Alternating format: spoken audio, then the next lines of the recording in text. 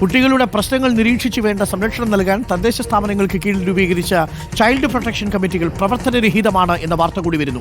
തദ്ദേശ തലത്തിൽ ജനപ്രതിനിധികളും അധ്യാപകരും പോലീസും ആരോഗ്യ പ്രവർത്തകരും അടങ്ങുന്ന സമിതി രൂപീകരിക്കാനാവാതെ തദ്ദേശ സ്ഥാപനങ്ങളുടെ ഏകോപനമില്ലാത്തതാണ് പദ്ധതി നശിക്കാൻ കാരണമെന്ന് CWC റിപ്പോർട്ടിൽ പറയുന്നു.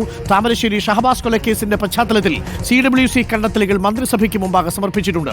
VS രഞ്ജിത്ത് നൽകുന്നു കൂടുതൽ വിവരങ്ങൾ. VS രഞ്ജിത്ത്, ശ്രദ്ധേയമായ റിപ്പോർട്ടാണ് ഇത്. നമ്മുടെ തദ്ദേശ സ്ഥാപനങ്ങൾ ഉണർന്ന് പ്രവർത്തിക്കാഞ്ഞത് എങ്ങനെയാണ് എന്നത് വ്യക്തമാക്കുന്നു. ഇത്തരം ജാഗ്രത നമ്മുടെ താഴെത്തട്ടിൽ ഇല്ലാതെ പോയത് എങ്ങനെയാണെന്ന് വ്യക്തമാക്കുന്നു. എന്താണ് റിപ്പോർട്ടിൽ പറയുന്ന പ്രധാനപ്പെട്ട കാര്യങ്ങൾ?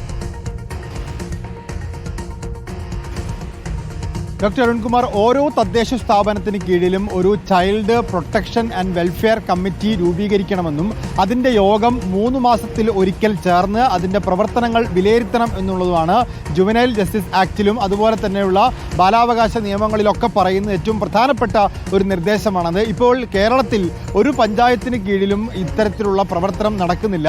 നോമിനലായി പേരിന് മാത്രം ഇത്തരം സമിതികളുള്ളടുത്ത് അതിൻ്റെ പ്രവർത്തനം നിലച്ചു എന്ന മട്ടിലുള്ള ഒരു റിപ്പോർട്ടാണ് ഇപ്പോൾ പുറത്തു വരുന്നത്. ഈ താമരശ്ശേരി സംഭവത്തിൻ്റെ പശ്ചാത്തലത്തിൽ കോഴിക്കോട് CWCയുടെ ചെയർമാൻ താമരശ്ശേരിയിൽ അവിടെ സന്ദർശനം നടത്തുകയും അവിടുത്തെ പഞ്ചായത്ത് അധികൃതരുടെ റിപ്പോർട്ട് ആവശ്യപ്പെടുകയും ചെയ്തപ്പോൾ അത്തരത്തിലൊരു യോഗം അവിടെ നടന്നിട്ടില്ല എന്നാണ് മനസ്സിലാക്കാൻ സാധിക്കുന്നത്.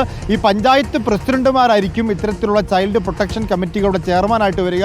ആ ഭാഗത്ത് എത്ര സ്കൂളുകളുണ്ടോ അത്രയും സ്കൂളുകളുടെ ഹെഡ് മിസ്സസ്മാർ, ആ ഭാഗത്ത് പോലീസ് സ്റ്റേഷനിലെ ഇൻസ്പെക്ടർ, അതിവിടുത്തെ ആരോഗ്യ പ്രവർത്തകർ എന്ന് പറഞ്ഞാൽ അവിടുത്തെ പ്രാഥമിക ആരോഗ്യ കേന്ദ്രമാണെങ്കിലും അവിടുത്തെ താലൂക്ക് ആശുപത്രികളാണെങ്കിലും അവിടുത്തെ ആരോഗ്യ പ്രവർത്തകർ തുടങ്ങി ഒരു സമഗ്രമായിട്ടുള്ള ഒരു കമ്മിറ്റിയാണ്. ആ കമ്മിറ്റിയുടെ റിപ്പോർട്ട് അനുസരിച്ച് വേണം ആ ഭാഗത്തുള്ള സ്കൂളിലെ കുട്ടികളുടെ ആരോഗ്യവും അതുപോലെ തന്നെ ഇത്തരത്തിൽ സംഭവിക്കാൻ സാധ്യതയുള്ള ഈ ആക്രമണ സ്വഭാവമൊക്കെ വിലയിരുത്തി കുട്ടികളുടെ സുരക്ഷയ്ക്കും അവരുടെ വെൽഫെയറിനും വേണ്ടിയുള്ള കാര്യങ്ങൾ തീരുമാനിക്കാനൊക്കെ അത് വളരെ വികേന്ദ്രീകരിച്ച് കൊടുത്തിരിക്കുകയാണ്. ഓരോ പഞ്ചായത്തിലും ഓരോ സമിതി ഉണ്ടാവണമെന്നുള്ളതാണ്. ഇത്തരം സമിതികൾ പ്രവർത്തിക്കുന്നുണ്ടെങ്കിൽ ഓരോ പഞ്ചായത്തിലെയും ഓരോ സ്കൂളുകളിലെയും നടക്കുന്ന കാര്യങ്ങളൊക്കെ വിലയിരുത്താനും അതിനനുസരിച്ച് പ്രവർത്തനങ്ങൾ മുന്നോട്ട് കൊണ്ടുപോകാനൊക്കെ സാധിക്കും.